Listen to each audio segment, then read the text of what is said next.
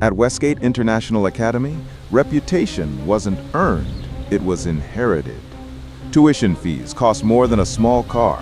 Uniforms were tailored in Milan. Even the vending machines sold kombucha. And if you were born with the right last name, you didn't walk the halls, you owned them. Nina Callahan, Olivia Tremont, Chloe Kim, the Trinity.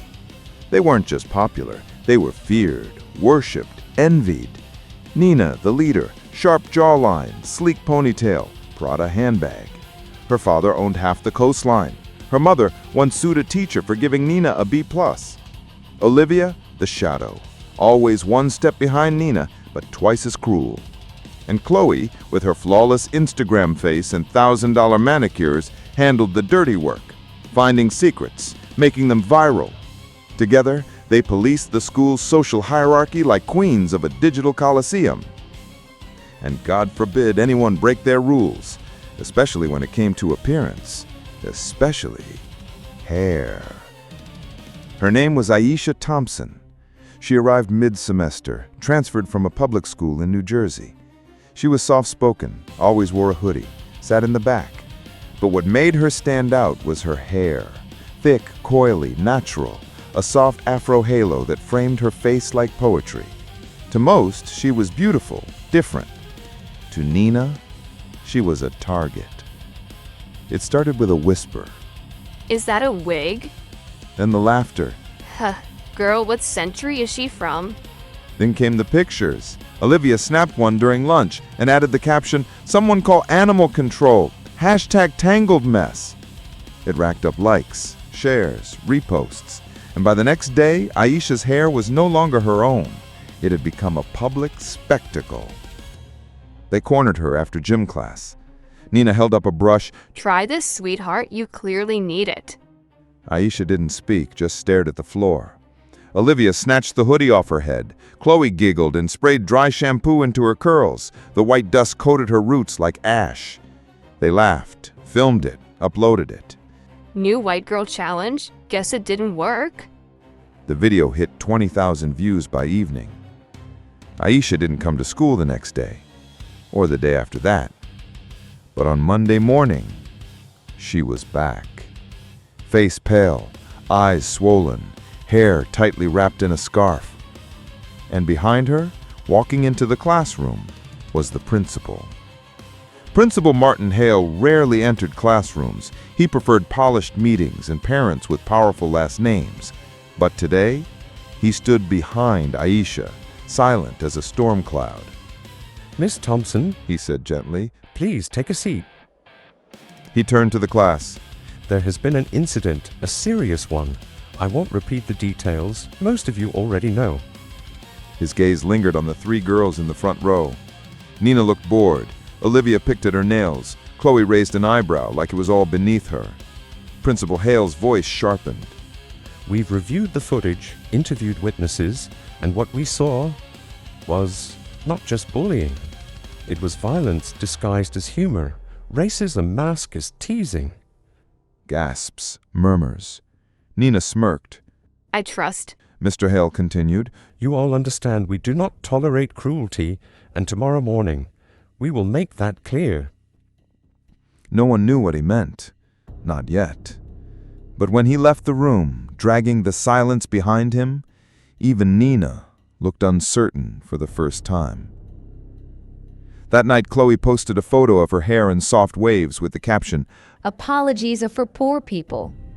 Olivia shared a meme mocking the principal, drawing cartoon dreads on his head. And Nina? She posted nothing.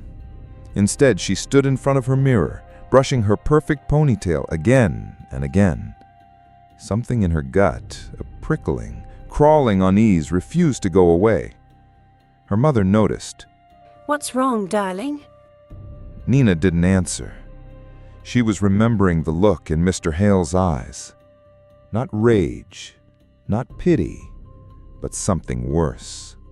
Conviction. The entire school was summoned to the auditorium the next morning.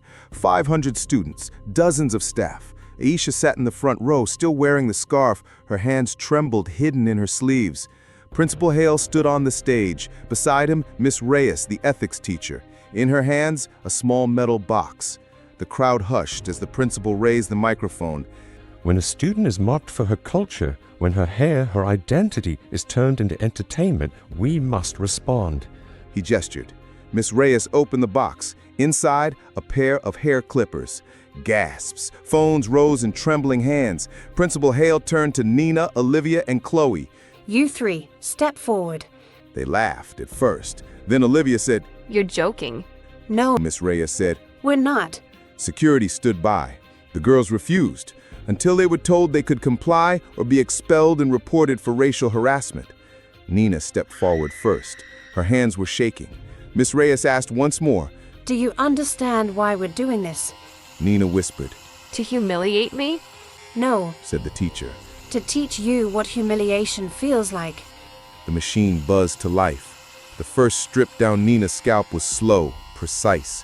Her glossy black hair tumbled to the floor. The crowd was silent. No laughter, no applause. Just the electric hum of justice. Then Nina, Olivia, then Chloe. Each resisted, cried, pleaded. But their hair fell just the same, curl by curl, strand by strand, until the last trace of superiority lay in a pile beneath their feet. No one spoke. Not even Aisha. But when she looked at the three bald girls on stage, their eyeliner smudged, their posture broken, something inside her stirred. Not satisfaction, not revenge, just breath. The weight lifted. The stairs were no longer hers to carry. When Miss Reyes turned off the clippers, she said one final thing. This isn't about hair, it's about harm. You used appearance as a weapon, and now that weapon has been disarmed.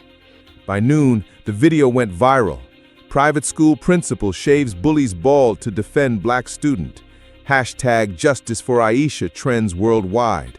They mocked her hair, now look at theirs. Some called it excessive, others revolutionary. A lawyer threatened to sue, but the district stood firm.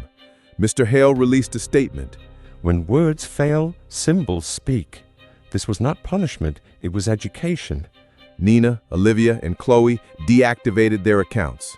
Their power, once rooted in beauty, wealth, and untouchable status, had vanished with their last strand of hair. Weeks passed. Aisha returned to wearing her hair out. No scarf, no hoodie, just bold, natural, unapologetic coils. And when she walked down the hall now, people looked, but not with mockery, but with respect. No one said it out loud, but everyone knew. The girl they once laughed at had changed the school forever.